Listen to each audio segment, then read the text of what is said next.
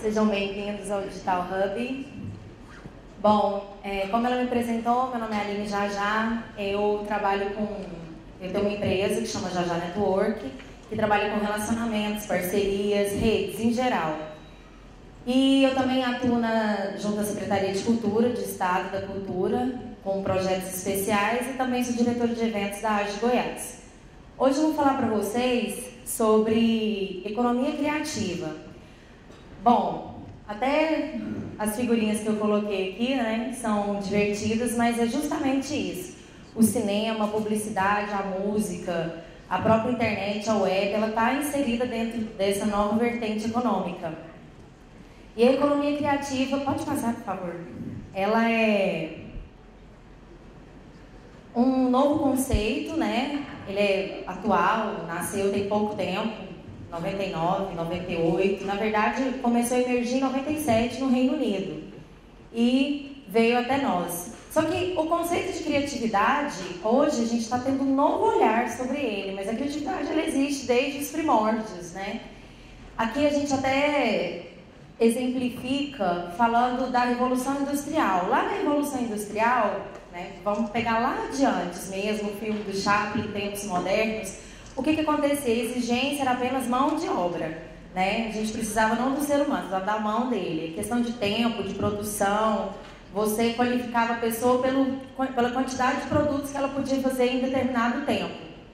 Então, criatividade, nessa época, ela foi off. Aí o que aconteceu? Um binômio aí mudou tudo, que foi globalização e a tecnologia. Começaram a mudar os nossos valores. Se antigamente você vendia um tênis pelo produto final, o contexto do tênis, hoje a questão vai muito mais além.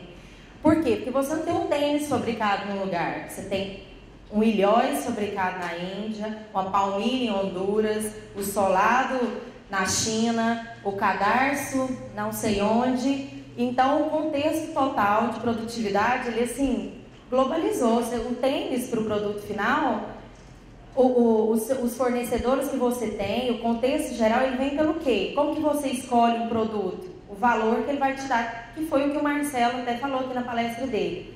A gente começou a oferecer o quê? O novo design, oferecer uma coisa diferenciada. Essa diferenciação nos produtos já começou a trazer para a gente economia criativa. Se você for ver, aqui eu coloquei uma foto, é uma prateleira do supermercado de detergente.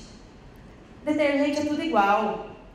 Na minha opinião, eu sou dona de casa, mais ou menos. Mas eu lavo louça, isso acontece. Então, quando eu vou comprar detergente, para mim, assim, sério, eu não consigo ter esses parâmetros que as pessoas têm. Olha o preço, aí tem uns que olham a embalagem, um lá que não estraga a mão, vem com hidratante. Você vai olhar alguma coisa nesse estilo. Então, o que acontece? A padronização também dos serviços e produtos fez com que a criatividade se tornasse mais importante. Veja bem, você compra, é pelo valor, novamente, a mesma coisa. É mais ou menos tudo igual, perfume, desodorante, etc. Tudo que é oferecido é mais ou menos a mesma coisa. O que muda? A embalagem, não é? O design, né? Da onde vem, quem fabrica. E outra coisa também que incentivou esse novo conceito da economia criativa foi a questão de tanto que é fácil você mudar duas principais vertentes aí dentro da economia, que é o capital. O capital hoje...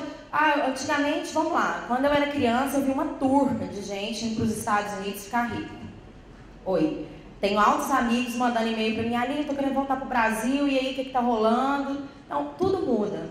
As potências econômicas, elas mudam. Então, o dinheiro, ele está na sua mão hoje, ou não. E amanhã, ele pode estar na sua mão, ou não. Então, a questão dessa mudança toda, e o que a tecnologia nos oferece, fez com que a criatividade passasse a ser ferramenta crucial em qualquer coisa. Então, olha só, hoje em dia você pode mudar um software, ele não precisa ser alocado num lugar. Uma indústria, ela precisa ficar num lugar só. Para você mudar uma indústria de lugar é complicado, mas um software, entendeu? A tecnologia, a questão do capital também, de você mudar muito repentinamente tudo. O que é intangível? O que fica é o intangível, que é a sua criatividade. Então, começou lá na Revolução Industrial começou tudo a mudar com essas novas... Tô péssima, né, gente? As palavras me fogem. Mas, enfim, todos esses acontecimentos, principalmente baseados pela tecnologia e pela globalização, trouxeram para a gente a economia criativa. Pode passar. Vamos lá, pode ir passando. Bom, aqui tem várias atuações, pode passar até o fim, da economia criativa.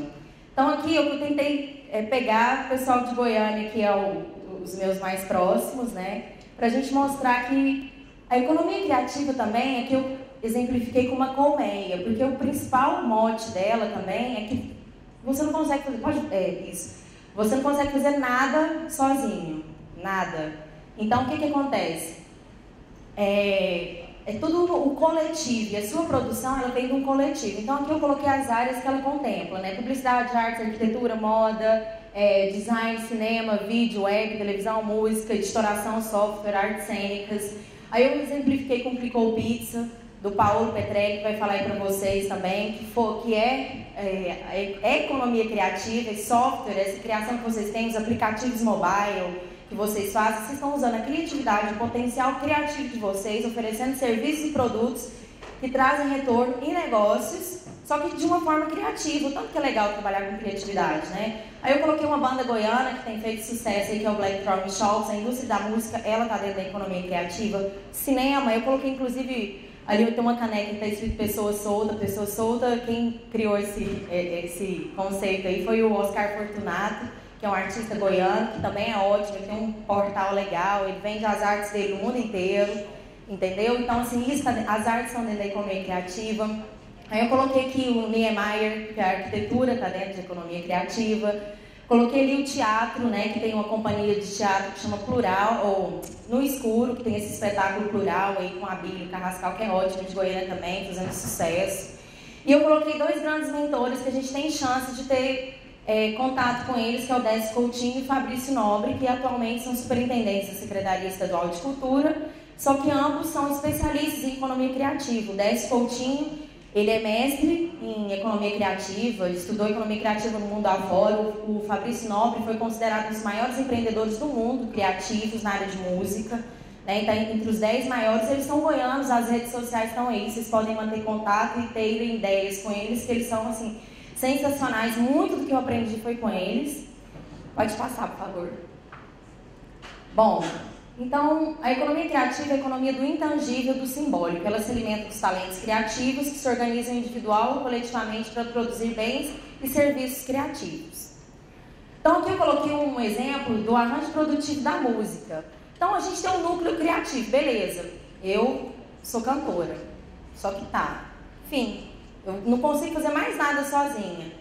Eu toco um instrumento, não adianta muito não, porque olha só, o núcleo criativo mesmo, ó, os compositores, arranjadores, músicos e intérpretes, empresários e produtores. Aí a gente tem a indústria fonográfica, o selo, distribuidora, a gestão de direitos, editoriais, a sociedade de gestão, a produção de espetáculos, as produtoras, as mídias, TV, rádio, jornal, blog, que inclusive também estão dentro da economia criativa, os fornecedores que a gente tem, serviço de som, iluminação, as instituições culturais, os centros educacionais, as associações. Isso aqui, uma música que você grava, você consegue envolver um contexto imenso de pessoas. Então, assim, as pessoas começaram a perceber que a criatividade, ela traz um retorno financeiro para você. Você gera dinheiro com aquilo que você achava que era só um hobby. Então, quem começou a tocar em barzinho, que quis gravar, entendeu todo o contexto, né, da coletividade. Assim também é no software, que foi o que o Marcelo falou. Você que é designer, procura um programador. Você que é programador, procura um designer, entendeu? Vocês têm que procurar juntar as habilidades que vocês têm criativas e gerar negócios com isso. A indústria da música é apenas um exemplo. Nós temos infinitos de como a economia é movimentada dentro da criatividade. Bom, alguns aspectos cruciais volta um minutinho. Para o futuro da economia criativa. Então, olha só, o que a gente tem que analisar? Primeira coisa, Quando a gente fala de economia criativa, as pessoas elas acham bonitinho esse nome, só que economia criativa significa lucro, é economia, dinheiro. É muito diferente de economia solidária, que é uma questão que quem produz software, quem é artista, quem canta, sempre tem essa dificuldade que as pessoas elas querem um trabalho grátis, ou quase grátis. Não, a gente tem que valorizar o trabalho também do colega, né? Então, como qualquer economia, é uma perspectiva de mercado que quer retorno, lucro. Claro, tem alguns artistas que conseguem faturar milhões, óbvio, mas pelo menos um preço justo. Outra coisa, dentro da economia criativa, são as parcerias fundamentais que você tem que ter. Então, veja bem, sozinho você não vai fazer nada, você precisa do apoio governamental, primeiro, que a estrutura de governo, ela mostra para você a questão do desenvolvimento. Então, é bom você ter o apoio, sempre, do governo. Iniciativa privada são as que geralmente fomentam a sua ideia. E a sociedade civil, que somos nós todos, a gente tem que se envolver também, até para criar novas políticas públicas e conseguir mudar alguma coisa. Por ser um conceito novo, as pessoas às vezes... o que acontece? A gente tem falta de dados, nós temos muito... É um assunto ainda que está vago, porque a gente não tem dado de pesquisa, né? As coisas estão começando a acontecer, e esse é um momento importante, que a gente pode conseguir mudar o contexto social que a gente está vivendo, se a gente inserir corretamente nessa nova economia, né? Além de cidades criativas, que a gente tem esse apoio dentro do nosso território, né? Contando com inovação, com cidades inovadoras, que nos forneçam parques tecnológicos, que nos ajudem com os nossos projetos, que façam conexões e nos apoiem também com a cultura local, né? Pode passar. Aí a gente tem algumas questões desafiadoras aqui, porque assim, dentro de todas as leituras de economia criativa que vocês buscarem no site do MINC, tem um plano estadual da Secretaria de Economia, o plano nacional, né, para a economia criativa. O que acontece? É um desafio, porque como eu falei, é uma ideia nova, um contexto novo. Então, a gente está começando com o material agora, então a gente não tem, por exemplo, leis que fomentem isso, iniciativas de financiamento de crédito, que o governo agora, ele preparou, inclusive nesse documento que vocês baixam no link, vocês veem todos os projetos governamentais que eles estão tendo com base em economia criativa, principalmente financiamento empresarial, para micro, pequena empresa, tudo para financiar suas ideias. Só que aí a gente tem algumas questões. Por que nossa riqueza e diversidade cultural não fazem do Brasil os maiores destinos turísticos do mundo? O turismo está dentro de economia criativa. O tanto de software que eu conheço de amigos meus da área de turismo, hoje o Paulo mesmo, a gente estava conversando com mais uma pessoa sobre isso. Então, como que a gente pode mudar isso? De que forma que a gente pode estimular e fomentar os talentos criativos brasileiros? O Brasil é um país criativo, tanto de jeitinho que a gente dá nas coisas, né? Como a economia criativa poderá contribuir para a inclusão produtiva dos 40% de jovens brasileiros que hoje se encontram entre os 16,3 milhões de brasileiros abaixo da linha da pobreza? A criatividade está aí. Olha o que uma indústria fonográfica faz. Cadê essas pessoas? Como ampliar e qualificar o consumo criativo no país, levando-se em conta a emergência de 39,5 milhões de brasileiros e brasileiras, a classe média? E por que o acesso à cultura, a essa criatividade, ela ainda está devagar? O Plano Nacional de Economia Criativa está na pasta da Secretaria de Cultura. Só que todas as instâncias são importantes, nós somos importantes para isso mudar agora. A nossa participação que vai conseguir mudar. O Ministério do Desenvolvimento, das indústrias, todos eles estão envolvidos, porque todos fazem parte. Então, o que acontece? A gente tem que começar a questionar também essa área, porque esse nosso trabalho na web, nosso trabalho criativo, ele precisa de embasamentos, leis, questões teóricas que são chatas, mas que podem sustentar o nosso negócio. Então não adianta a gente fechar os olhos para a parte complicada e chata, porque é dela que às vezes vai vir nosso retorno. Bom, coloquei uma frase do Einstein aí: a imaginação é mais importante que o conhecimento. Pode passar. E, para finalizar, estamos em meio a uma fascinante mudança de paradigma socioeconômico. A meio passo entre a herança do período industrial, a gente está num período de transição. A meio passo entre a herança do período industrial e o prenúncio de uma fase altamente calcada em valores intangíveis. Aproveitar ou não esse momento, lançando as bases para uma forma alternativa de desenvolvimento, depende apenas de nós. Com isso nasceu o crowdsourcing, que é a inteligência coletiva, crowdfunding, tem novas economias sustentando, só que se vocês não participarem, isso não vai ser nada, não vai adiantar a gente ter um plano novo, ideias novas, fomento, vocês precisam exigir. Bom, tá aqui meu contato, esse assunto é muito extenso, tem leituras aí recomendadas, eu vou passar para vocês nos vídeos. Muito obrigada pela atenção e desculpa aí qualquer coisa. Obrigada!